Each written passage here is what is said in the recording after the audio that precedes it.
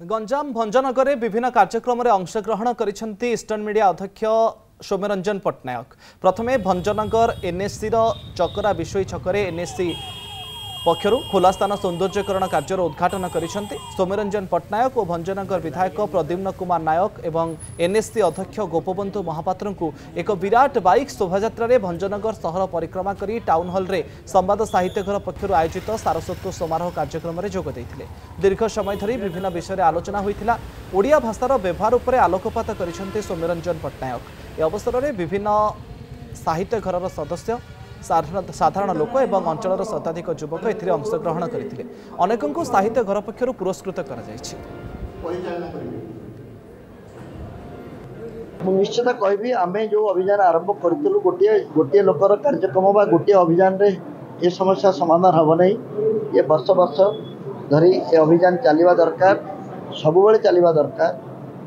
आ भंजमाटी रे ए विषय रे आपण मानक किछि कहिबार आवश्यकता मो अनुभव करि पारु नाही, किंतु आमको स्वीकार करने पड़ो जे 20-25 वर्ष तले ओडिया भाषा प्रति जेभली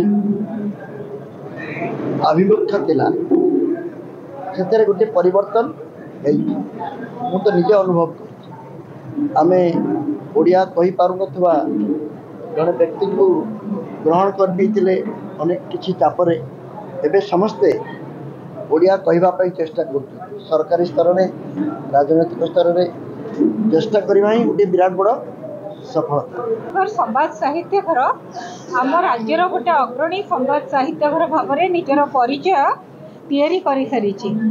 मत भंजनगर को आसिले ये भल लगे जे भंजनगर साहित्यिक माने बेस संगठित सारा वर्ष से माने संवाद साहित्य घर हाथ को निया विभिन्न काम हाथ दे ताकू सुचारू रूपे मध्य तुले वृक्षरोपण निशा निवारण एवं विभिन्न समय सभा समिति आयोजन करने कृति छात्र छात्री को पुरस्कार करने निज अंचल विशिष्ट व्यक्ति मानू एकाठी करी सेमानंकु निजर श्रद्धा निवेदन करने एतद् व्यतीत स्थानीय अंचल अनेक लोकहितकर कार्यक्रम में भाग नहीं था।